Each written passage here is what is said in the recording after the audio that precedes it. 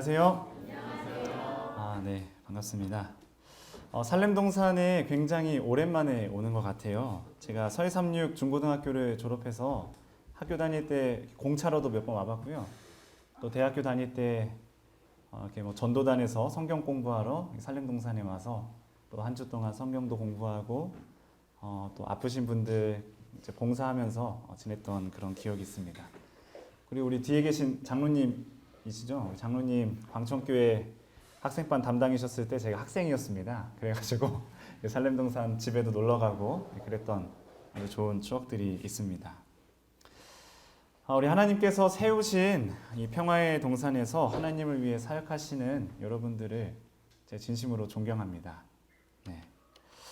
저는 충청 앞에 도마동교회를 섬기고 있는 유광수 목사입니다. 얼마 전 우리 고민수 선교사님이 한 통의 전화가 왔어요. 졸업하고 연락을 한 번도 안 했는데 거의 이분이 왜 전화하셨지? 하고 이제 전화를 받았는데 결혼과 연애, 즉 사랑에 대해서 좀 강의를 해줄 수 있는지에 대한 전화였습니다. 지금으로부터 이제 11년 전이죠. 제가 신학과 1학년 처음 입학했을 때 저희 공부학번 친구들이 굉장히 유명했어요. 왜 유명했냐면 신학과에서 해서는 안 될 일들을 굉장히 많이 해서 유명을 했습니다. 막 침례탕에 이거 방송이 나갔어요. 네, 뭐 침례탕에서 짜파게티를 뭐 끓여 먹고 뭐 해서는 안 될 어떤 규칙들도 어기고 물론 저는 아니었습니다. 네. 저는 아니었고요. 근데 그럴 때 정말 예수님의 길을 갈 수 있도록 포기하지 않고 이끌어 주었던 선배님이 있었는데 바로 저 1학년 담당이었던 고민수 선교사님이 저희 층장이었습니다. 네, 그래서 저희 불러서 상담도 많이 해주시고 또 좋은 말씀 때리기도 많이 때리시고 네, 압박도 많이 주시고 했는데요. 그렇게 저희를 잘 이끌어 주셔서 지금 충청합회 외에 5개합회에서 목회를 하고 있는 제 동기들이 많이 있습니다. 그래서 우리 고민수 선교사님께 다시 한번 감사를 드립니다. 네.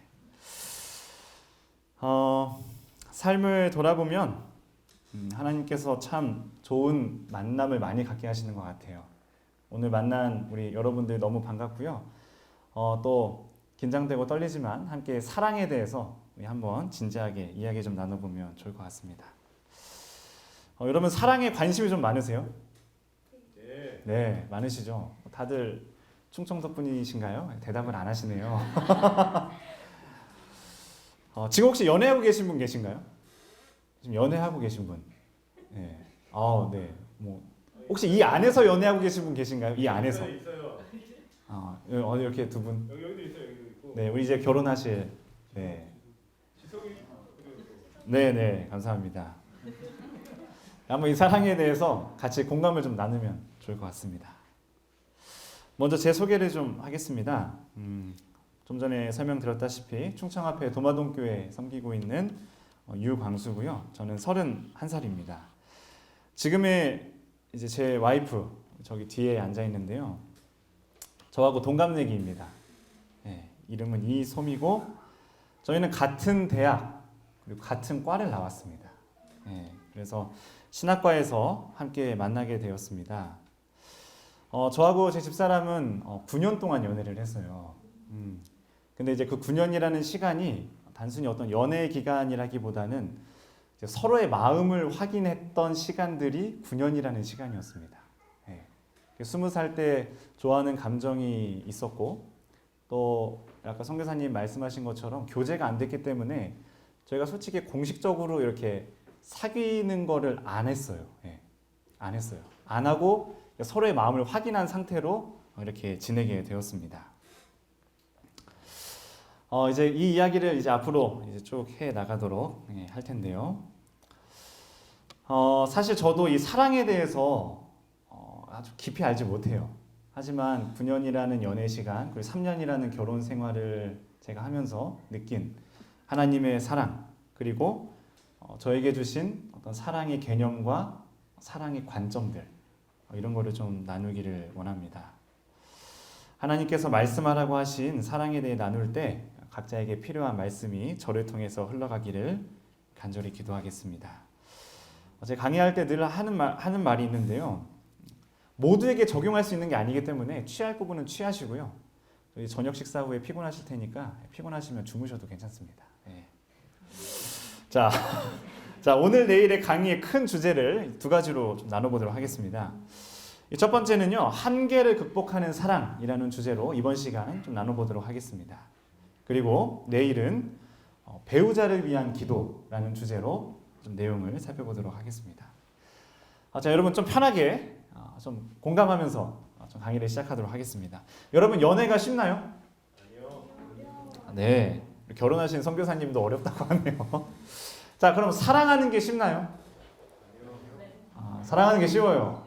사랑하는 게 쉬워요. 참 아멘이네요. 네, 아주 하늘이 가깝습니다. 네. 저는 사랑이 쉽지 않았어요. 말씀드렸다시피 9년 동안 연애를 했는데요.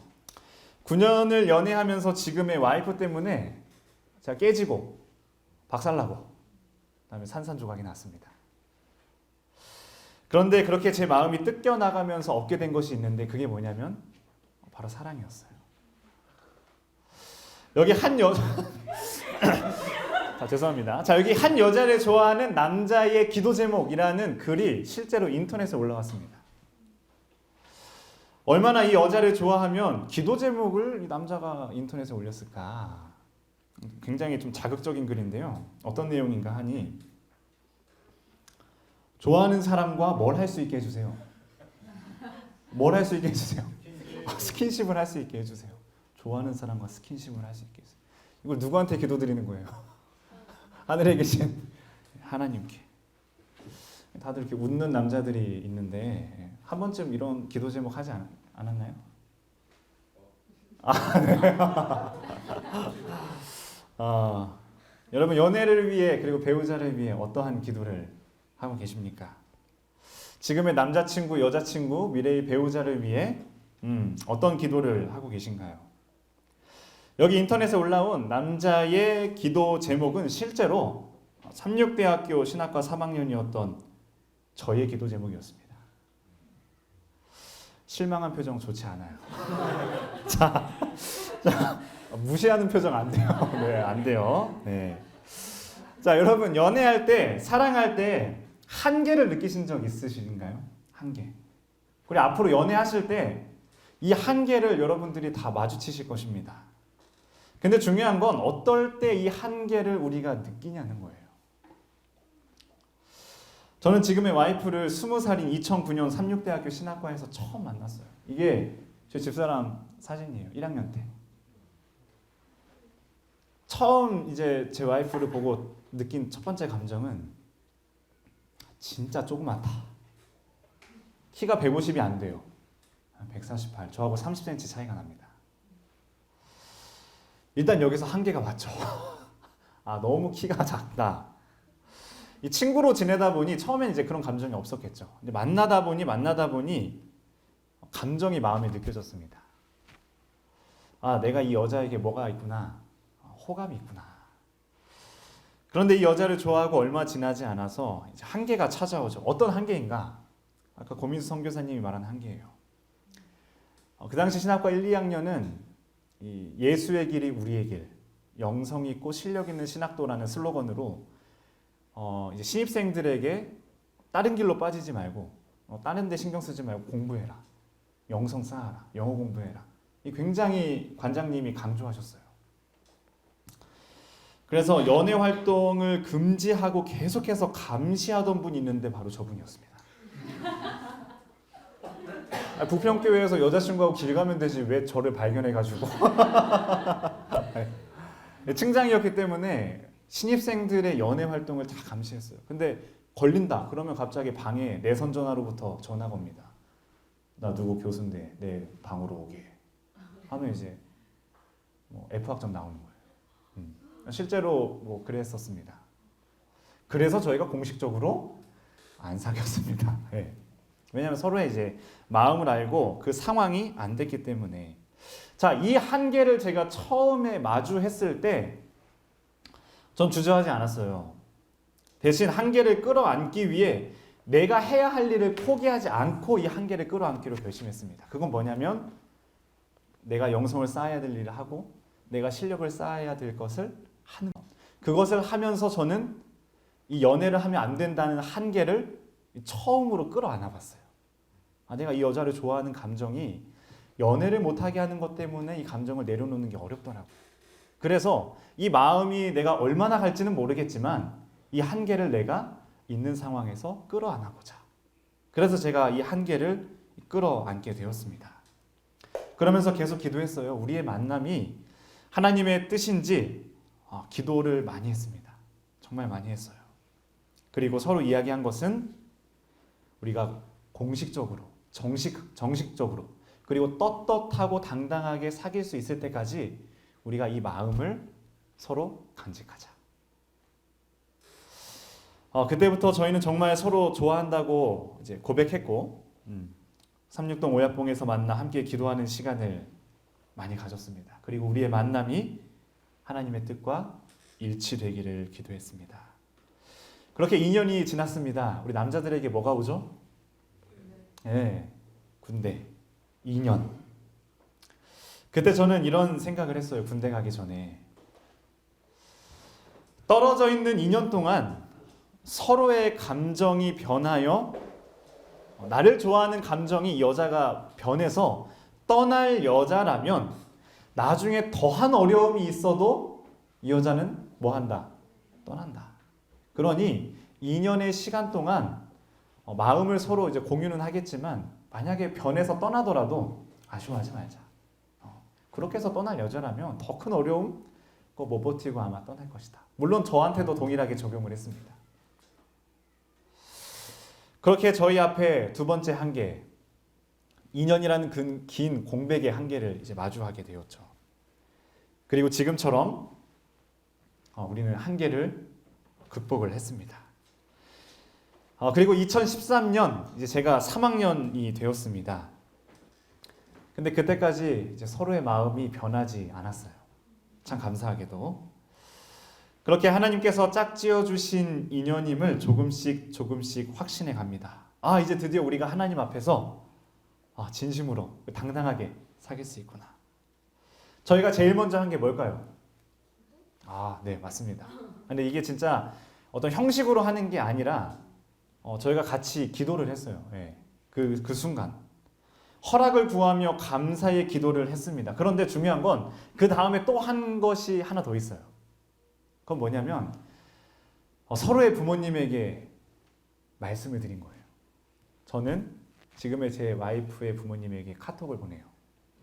우리 집사람은 저의 부모님에게 카톡을 보냅니다. 부모님, 저희가 약 4년이라는 시간 동안 서로 좋아하는 감정이 있었는데 지금 정식으로 만나려고 합니다. 저에게 축복해주고 저에게 필요한 사랑의 교훈들을 많이 말해주세요. 하면서 축복의 허락을 우리 부모님들께 구하게 됩니다. 근데 이제 신기했던 것은 부모님들이 우리 만남을 이제 알고 계셨기 때문에 반대할 것도 아니고 또 부모님이 너희 정식으로 교제할 때 우리한테 연락해라 이렇게 말한 것도 아닌데 기도하는 가운데 우리 마음에 강하게 들었던 그 마음은 우리 각자 부모님에게 연락을 하자는 거였어요. 그래서 서로의 부모님에게 카톡으로 만남에 대한 축복을 구하죠. 이게 실제로 11년 전에, 아니죠, 7년 전에 저의 지금의 장모님에게 보낸 위에 카톡이고요. 이경옥님은 제 장모님입니다. 답장이 왔어요. 말은 안 했어도 난 진작부터 광수군 편이었지. 뭐 이때는 사위가 아니니까요. 광수군 편이었지. 이렇게 쭉 하시면서 이렇게 축복의 카톡을 보내주셨습니다. 서로의 진지한 만남을 시작하는 때에 이 부모님에게 연락하는 이러한 마음을 이제 우리 마음에 갖게 된 것이 이게 우연이 아니라는 것을 제가 깨달았어요. 기도하는 가운데 왜 하나님께서 이런 마음을 주셨을까? 저는 하나님의 분명한 섭리가 있었음을 말씀을 통해서 제가 깨닫게 됩니다. 치료봉사 325페이지입니다. 만일 그대들이 하나님을 두려워하는 부모를 모시고 사는 축복을 받았다면 그들의 충고를 구하라. 그대들의 희망과 계획을 그들에게 말하라. 부모님들에게 말하라는 거예요. 그들의 인생 경험에서 습득한 그 사랑의 교훈을 배우라. 하나님께서 영감의 글을 우리에게 주셨어요. 그것은 20대의 사랑은 절대 완전한 사랑이 아니에요. 경험적 사랑 아니에요. 그렇기 때문에 만약 우리가 그리스도를 무서워하고 존경하는 사랑하는 부모님을 뒀다면 그 부모님으로부터 사랑의 교훈을 배우라는 하나님의 말씀을 우리에게 주셨어요. 그래서 저는 이 말씀을 읽는 순간 그 몇 년 전 우리가 각자의 부모님에게 아름다운 사랑의 허락을 구한 것이 단순히 우리 마음 가운데 우연으로 떠오른 것이 아니라 하나님의 섭리였구나. 제가 이것을 깨닫게 되었습니다. 그렇습니다. 그리스도인들의 교제는요, 은밀한 교제가 아니에요. 그리스도인 남자와 여자의 만남은 몰래 이루어지는 그런 사랑이 아닙니다. 20대의 그 혈기왕성함으로 사랑을 그들 스스로 정의 내리고 그 사랑을 그들 스스로 정의하고 실천하는 사랑이 하나님께서 주시는 사랑이 아니라는 것입니다. 사랑의 교제를 부모님들과 나누고 부모님들의 경험과 교훈을 함께 나누는 것이 그것이 하나님께서 우리에게 요구하시는 크리스천 교제의 시작이라는 것입니다. 서로 좋았지만 사랑에 서툴고 또 부족했던 20대인 우리들에게 우리 부모님들이 참 많은 조언을 해주셨어요. 그 가운데 특별히 하나님께서 깨닫게 해주신 사랑 가운데 하나는요, 사랑은 당당하게 해야 된다는 거예요. 근데 이게 무슨 의미냐면, 여러분 방금 설명드렸다시피 은밀한 것은 사랑이 아니에요. 세상은 은밀한 사랑을 굉장히 달콤하게 표현해요. 그리고 몰래 하는 사랑을 굉장히 짜릿한 사랑으로 소개합니다. 그래서 막 사람들 몰래 막 어디 밤늦게 놀러 가가지고 막 거기서 이루어지는 어떤 막 로맨틱한 이거를 사랑으로 포장해서 세상 사람들에게 보여주길 이게 사랑이다. 이게 짜릿함이 사랑이다. 이런 쾌락이 사랑이다. 이런 은밀함이 사랑이다라고 많은 젊은 사람들에게 소개를 해요. 근데 하나님께서 우리에게 바라시는 사랑의 모습은요, 그러한 사랑이 아닙니다. 그게 진짜 사랑이라면 우리가 당당하게 사람들 모아놓고 결혼식 할 필요가 없어요. 그 쾌락을 즐기기 위해 그냥 은밀하게 살아가면 그게 뭐 사랑 아니겠어요? 하지만 하나님의 사랑은 당당하고 그리고 모두의 축복을 받을 수 있을 때 진정한 사랑은 이루어진다는 것입니다. 그래서 우리가 결혼식 할 때 왜 사람들을 다 오라고 해요? 당당하니까. 우리가 만약에 어떤 제약적 사랑을 하면 그렇게 못해요. 하지만 하나님은 사랑이라는 결혼 제도를 만드셔서 모두의 축복 가운데 그 사랑이 시작되도록 말씀하셨어요. 그래서 사랑은 모든 이들에게 축복을 받을 수 있는 당당함의 사랑을 해야 된다는 것입니다. 자, 제가 드디어 신학과 3학년 때 연애를 시작했어요. D-Day도 만들어보고 막 손도 잡아보고 저희 36대에서 손 잡으면 안 되거든요. 네. 가까이 있어도 좀 안 되고. 그래서 막 샴쌍둥이처럼 막 얼굴도 옆에 막 사진도 이렇게 막 셀카 찍어보고 놀이동산도 가고 데이트도 하고. 네. 그런데 또 뭐가 왔을까요? 한계가 왔어요. 바로 아까 보여드린 기도 제목이 생긴 거예요. 어떤 기도 제목이에요? 하나님, 이 여자가 한 번은 딱 분위기가 이거다 싶을 때가 있었어요. 그래서 제 얼굴을 집사람이 보래 이렇게 좀 이렇게 가까이 가고 있었어요.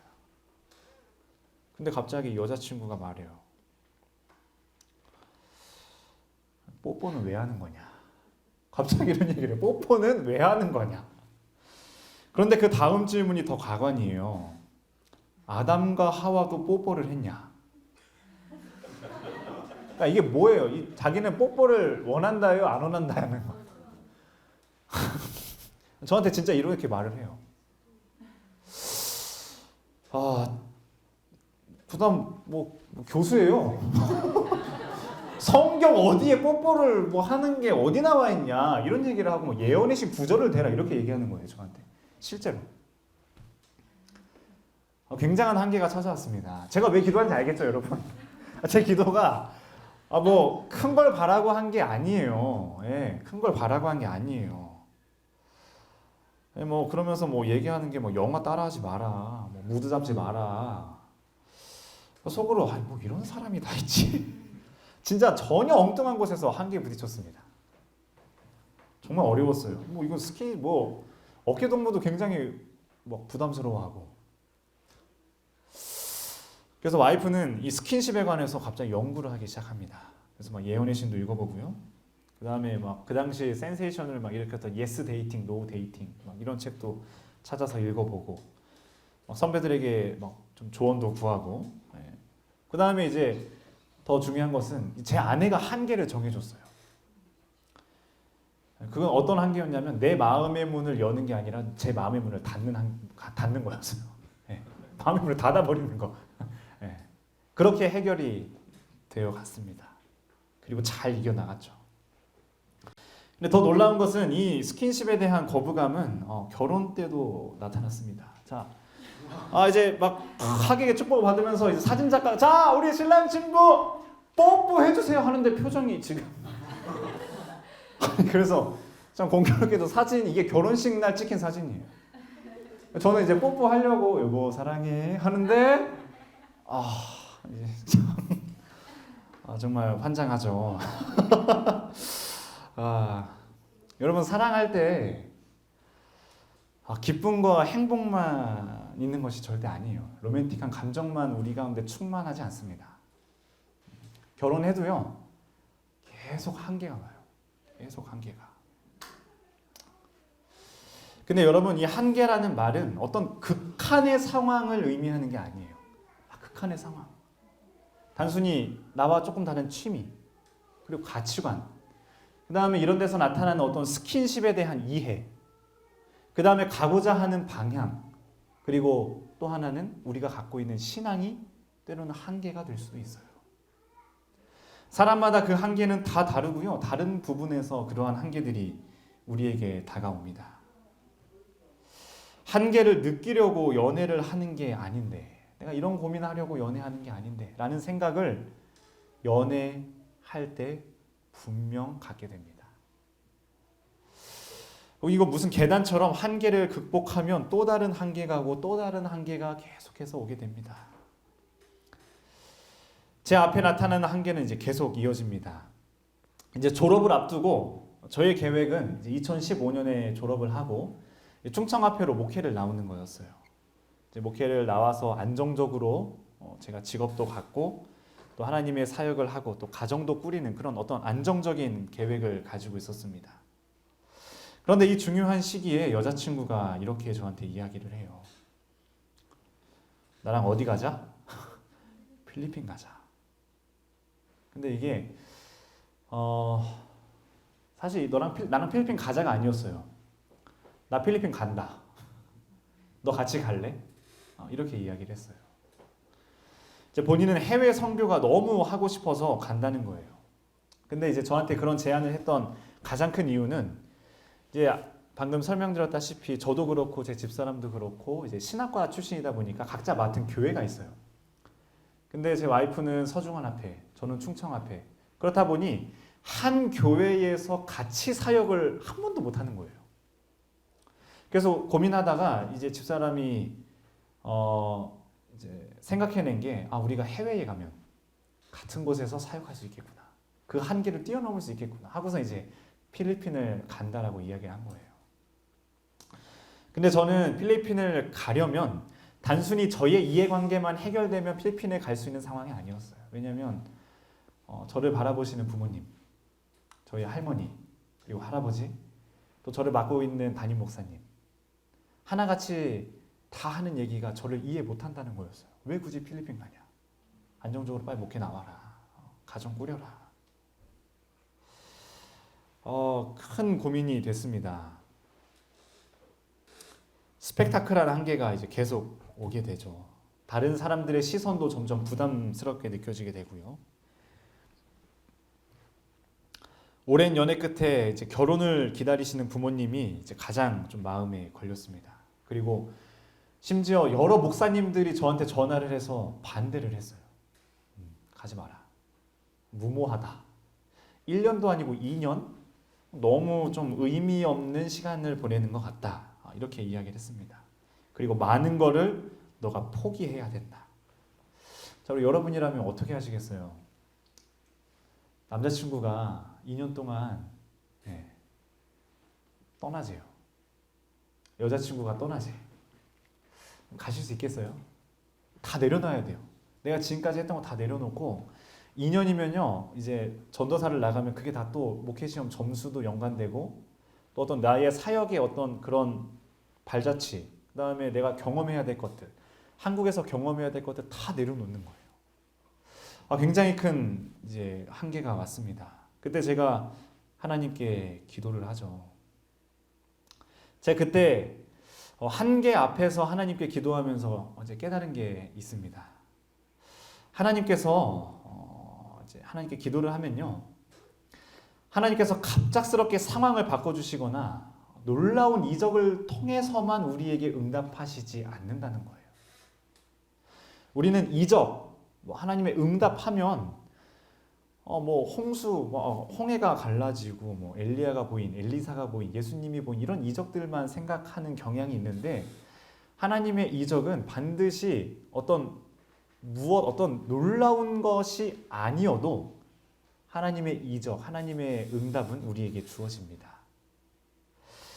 제가 경험한 하나님은 기도를 드리면 굉장히 다양한 걸 바라볼 수 있도록 해주셨어요. 다양한 걸 바라보도록. 그러니까 이전에는 내가 경험하지 못하고 생각하지 못하고 그러한 관점을 갖지 못했는데 하나님 제가 어떻게 해야 됩니까? 이 한계 가운데서 내가 어떻게 선택해야 됩니까? 했을 때 하나님은 저에게 그동안 생각하지 못했던 관점을 보여주시고 상황을 보여주시고 그 가운데 영적인 순서를 저에게 알려주셨어요. 영적인 순서. 너가 이런 개념을, 이러한 우선순위를 먼저 세워야 된다. 이런 것을 하나님이 저에게 보여주셨습니다.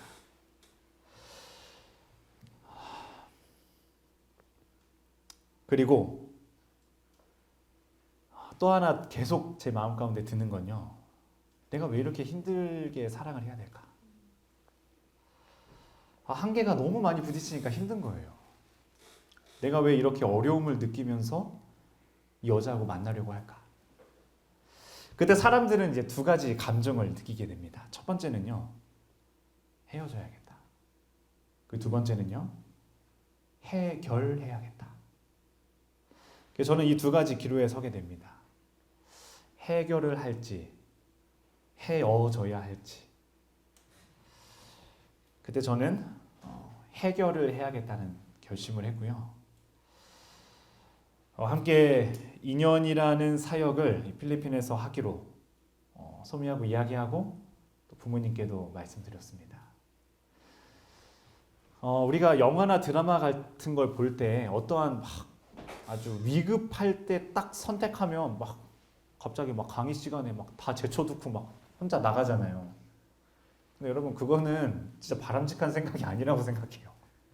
그게 멋이고 그게 엄청 사랑의 깊이, 여러분 만약 제가 그런 걸 사랑이라고, 그런 걸 진짜 사랑이라고 생각했다면 저 부모님한테 얘기 안 하고 떠나겠습니다! 여자친구하고 데려갔겠죠. 근데 진짜 사랑은 해결해야겠다고 하는 사랑은요, 절대 그렇게 비이성적으로 행동하지 않습니다. 부모님과 충분한 대화를 나누면서 그 가운데 분명한 계획을 제가 부모님께 말씀드렸어요. 그냥 막무가내로 2년 갔다 오겠습니다 이게 아니라 내가 2년 동안 어떠한 것을 준비해서 한국에 왔을 때는 어떠한 방향으로 내가 미래를 지금의 여자친구와 함께 해나가겠습니다. 어떤 분명한 계획을 부모님께 제시했을 때 부모님이 우리의 사역을 허락해 주셨어요. 그래서 같이 정말 필리핀에 있는 국제학교에 가서 수많은 하나님을 모르는 학생들에게 매주 안식일에 사역을 하고 설교를 하고 또 주중에는 아이들을 돌보는 사감 선생님 역할을 하면서 정말 많은 경험을 했어요. 예. 그러니까 이제 초등학교 1학년부터 막 6학년까지 이제 기숙사 생활하니까 제가 아빠예요, 아빠. 그러니까 아이 없는 사람이 아빠의 경험을 하게 되는 거죠. 그리고 그러한 친구들에게, 그리고 하나님을 잘 모르는 필리핀에 있는 많은 친구들에게 하나님의 복음을 전하는 사역을 저 혼자가 아닌 해결하기 위한 사랑을 선택했던 저의 여자친구와 함께 하게 됩니다. 그리고 그곳에서 이제 꿈을 성취하게 되죠. 자, 여러분, 이제 한계가 없을까요?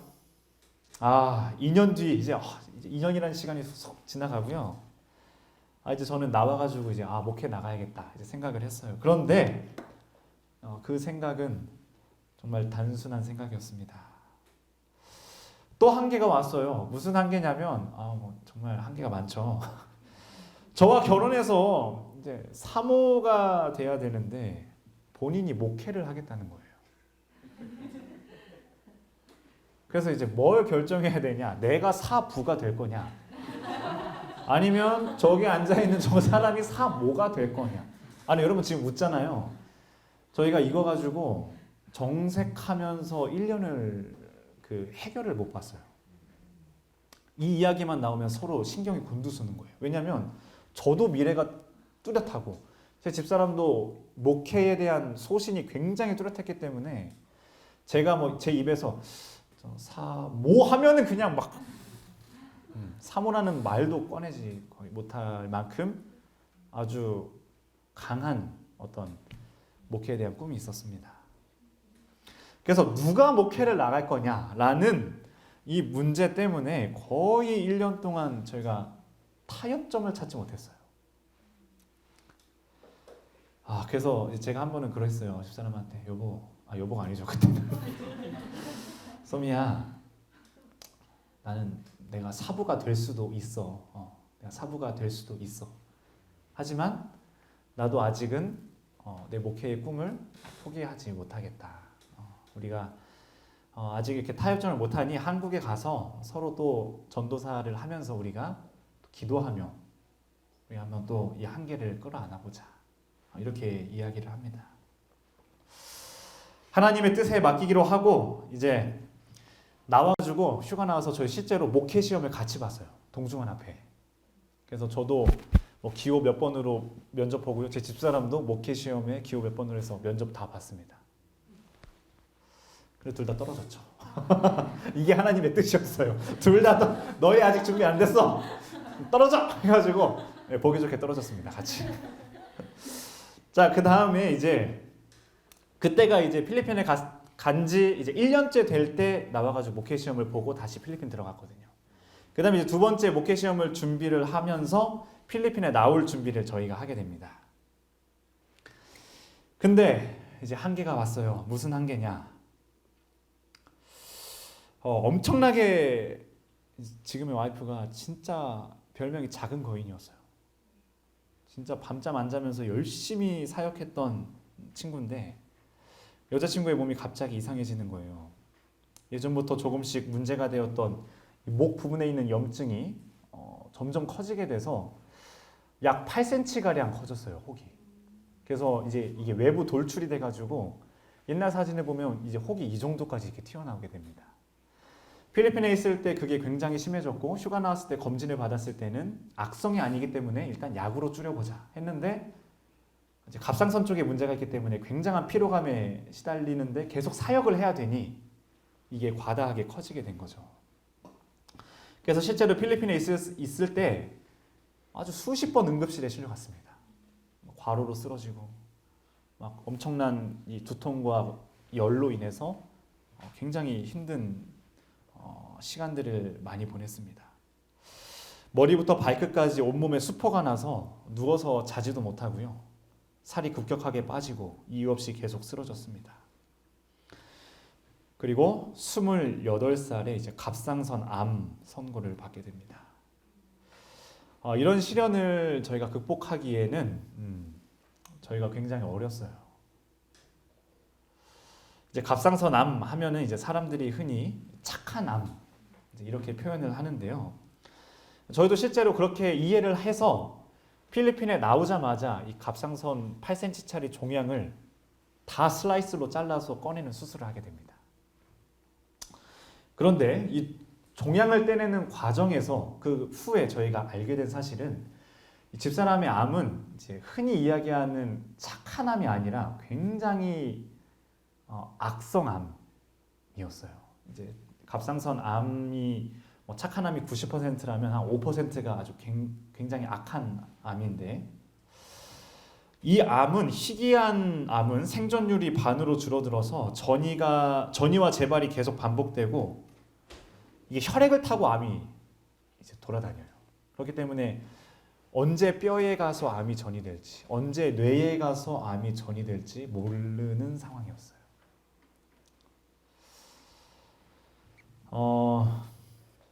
수술을 하고도 굉장히 찝찝하고 모든 가족과 또 주위의 사람들의 슬픔, 그러면서 저희 집사람은 모든 사역을 내려놓게 됩니다.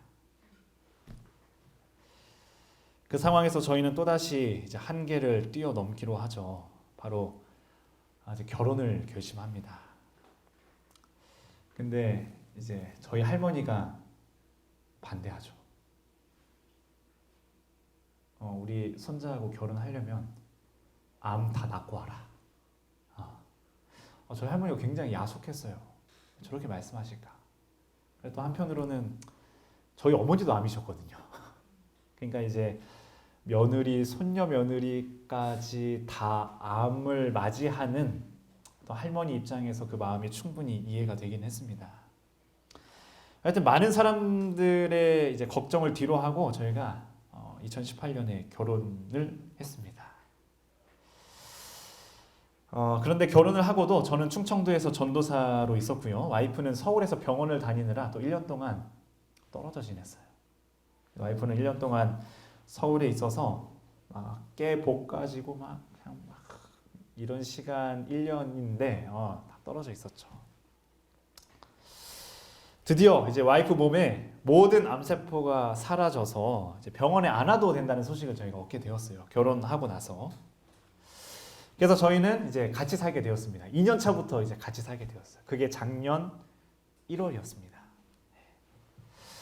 서로 사랑한 지 10년 만에, 그리고 결혼한 지 1년 만에 함께 살게 된 저희는 정말 이렇게 행복해도 될까 싶을 정도로 아주 즐겁고 행복하게 사역하고 또 함께 예배드리고, 지금 생각해보면 하나님께서 제 와이프에게 병을 허락하신 것도 여러 가지 이유가 있겠지만 제가 사부가 되는 길을 막으신 것 같아요. 넌 체력이 약하고 건강이 약하니 너는 이제 좀 편하게 사역해라. 편하다라는 표현보다는 옆에서 좀 더 조력하는 그런 사역을 하면 좋겠다라는 어떤 하나님의 계획이 있으셨다고 저는 확신합니다. 그래서 그러한 아픔도 저희가 기쁨으로 받아들이고, 이제 집사람도 사모라는 그 단어만 들어도 막 눈이 뒤집혀졌는데 이제는 건강한 눈빛으로 저를 바라보고 있습니다. 너무너무 행복한 하루. 여러분 이제 결혼하면 이제 뭐를 꿈꿀까요? 누굴 닮은 나와 내 와이프를 닮은 아이를 꿈꾸기 시작합니다. 함께 이제 산지 이제 1년이 되어 갔을 때에 이제 주변 사람들이 다 이야기해요. 아이 빨리 가질 필요 없다. 좀 신혼을 즐기고 아이를 가져라. 그래서 저희가 1년은 우리가 좀 이렇게 서로 하고 싶은 것도 하고 좀 우리의 어떤 신혼 생활을 즐기자 하고선 이제 올 2020년 이제 초에 저희가 아이 계획을 좀 세웠습니다. 기도하고 산부인과도 가서 상담도 받고요. 근데 임신해도 되냐고 물어보니까 건강한 상태이기 때문에 임신해도 된다고 하는 거예요. 그래서 이렇게 준비를 한 달, 두 달 하는데 이상하게 이제 아이가 안 생기는 거예요. 좀 생겼으면 지금 좀 생겼으면 좋겠는데 하면 또 한 달이 지나가고, 이번 달에 좀 생기면 좋겠는데 하면 또 이제 한 달이 지나가요. 하나님, 왜 아이를 좀 안 주는 거예요? 그렇게 기도하고 저희 간절히 원하는데 굉장히 의아했어요. 그러면서 하나님에게 계속 기도하면서 하나님, 지금이 타이밍이에요. 지금 주세요. 우리에게 지금 아이가 필요합니다. 하나님, 지금 아이 주세요. 지금 주시면 딱 좋아요. 이렇게 하나님께 기도를 해줘. 근데 참 이상하게 아이가 안 생겼어요. 한 2개월, 3개월 동안. 그 즈음에 이제 와이프가 정기검진, 이제 갑상선 수술을 하고 정기검진을 하러 이제 갔는데, 거기서 아주 믿기 힘든 결과를 마주하게 됩니다. 암이 재발했다는 거예요. 암이 이제 임파선부터 폐까지 전이가 됐다는 거예요. 그래서 빨리 대학병원에 가서 수술을 해야 한다는 것입니다. 이제 두근두근한 마음으로 아이를 기다리던 저희에게 아주 청천벽력 같은 소식을 우리가 마주하게 됩니다. 하나님의 기도 응답이 이런 식으로 오는구나, 좀 이런 생각을 하게 됐고요. 근데 이제 원망하고 슬퍼할 겨를도 없이 이제 집사람은 바로 서울에 있는 삼성병원에 입원을 하게 됩니다. 그게 올 3월입니다. 근데 대학병원은 이제 아시는 분은 아시겠지만 아무리 빨리 잡혀도 3개월 뒤에 잡혀요. 지금 전이 돼가지고 빨리 지금 수술해야 되는데 아산병원 가보니까 6개월 뒤에 수술. 삼성병원 가보니까 또 몇 개월 뒤에 수술. 저희가 기도합니다. 하나님, 살려주세요. 빨리 좀 회복하게 해주세요. 근데 참 놀라운 건요. 저희가 2월 달에 뭐가 생겼죠? 중국에서 코로나가 생겼죠. 참 저희한테 또 감사한 조건이 됐어요. 이 코로나 때문에 잡혀있던 수술 환자가 취소되면서 저희 집사람이 엄청 빠른 시일 안에 수술하게 된 거예요. 그래서 입원하고 얼마 되지 않아서 바로 수술하게 됩니다. 그래서 코로나19 정말 땡큐. 많은 사람들을 어렵게 하지만 이러한 상황에서 우리에게 또 하나님께서 은혜를 베푸시는구나 라는 감사의 기도를 좀 하게 되었습니다. 근데 이번에는 수술만으로는 끝나지 않았어요. 수술을 하고 혹시 퍼져 있을 수도 있는 암세포를 제거하기 위해 항암 치료를 해야 된다는 거였어요. 근데 그때 저희가 무릎을 치며 하나님의 응답이 지연된 이유를 깨닫게 됩니다. 만약 하나님 지금 아이 주세요 했을 때 하나님이 아이를 주셨다면 저희는 이 아내를 건강하게 해야 할지 아니면 아이를 포기해야 할지 모르는 어떤 굉장히 부담스럽고 도덕적인 문제에 직면했을 수도 있어요.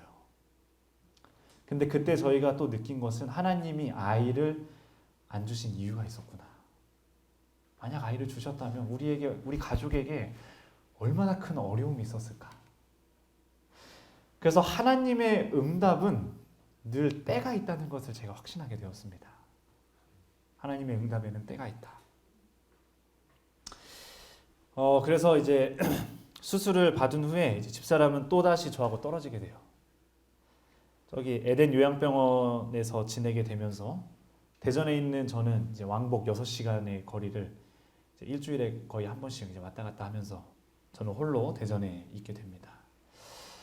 슬프고 힘들고 또 어려운 시간이었지만 하나님의 인재를 좀 경험하는 시간이었습니다.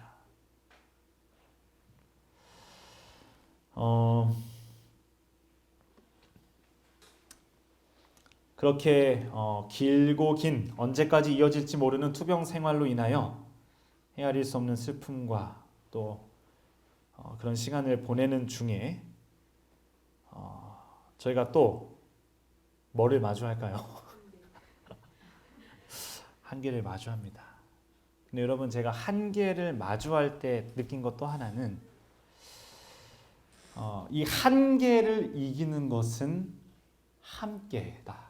이거를 좀 제가 느끼게 되었습니다. 여러분 우리가 이제 연애하시고 또 앞으로도 연애를 하실 텐데 여러 한계를 여러분 혼자서 극복하려고 하면 안 돼요.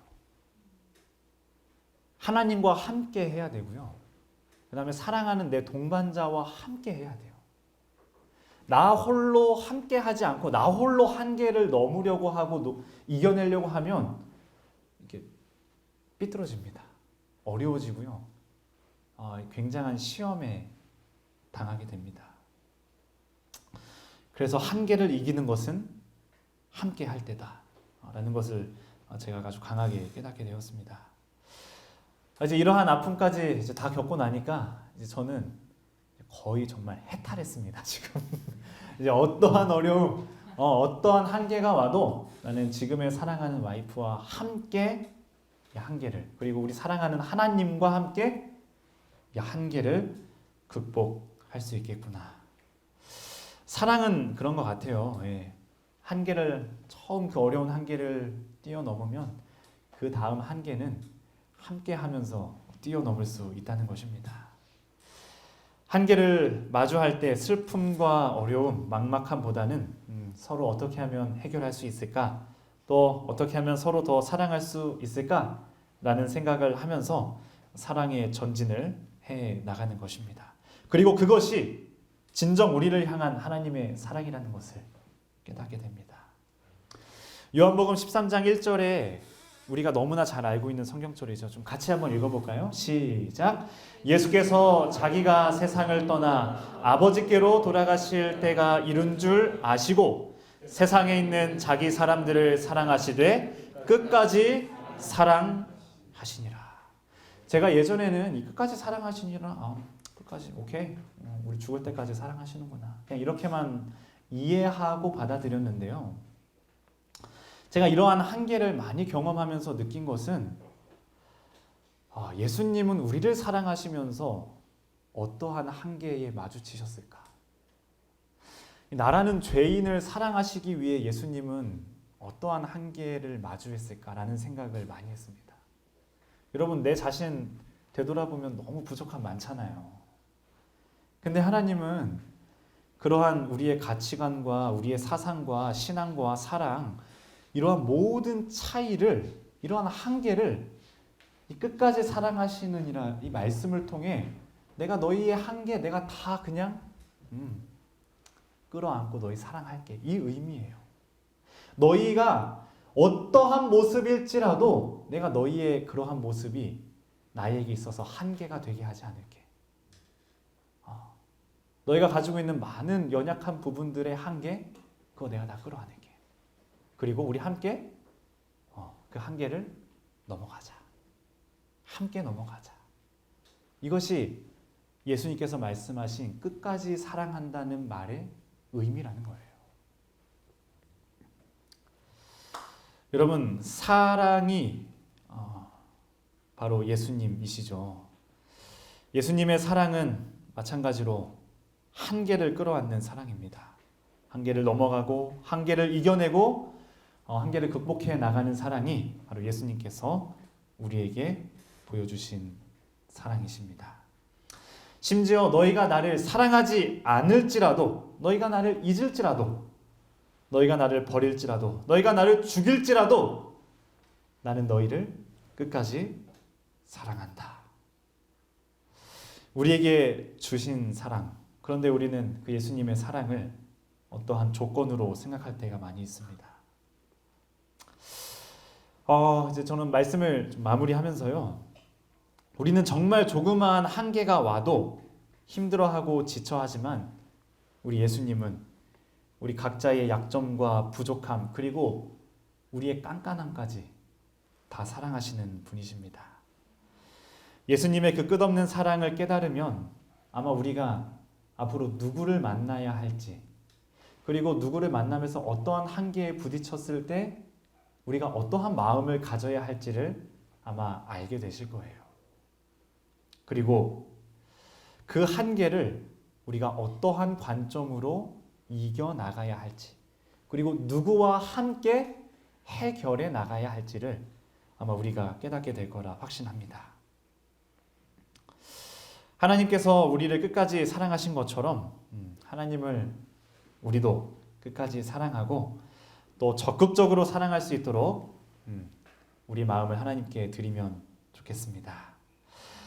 사랑이 시작되면 한계를 극복할 준비가 되었는가?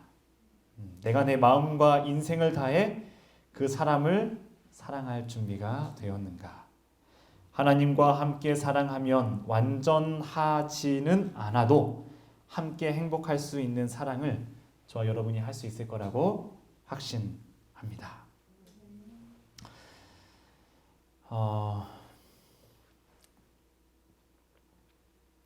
사람을 지으시고 그 사람의 감정까지 창조하신 분이 누구실까요? 하나님이세요. 그래서 그 감정을 누구한테 물어봐야 될까요? 하나님에게 물어봐야 돼요. 그 감정을. 그분께 배우는 그 사랑이 제일 지혜로운 사랑이라는 것을 깨닫는 우리 모든 선교사분들 되시기를 또 간절히 바라면서 오늘의 말씀을 마치도록 하겠습니다. 감사합니다.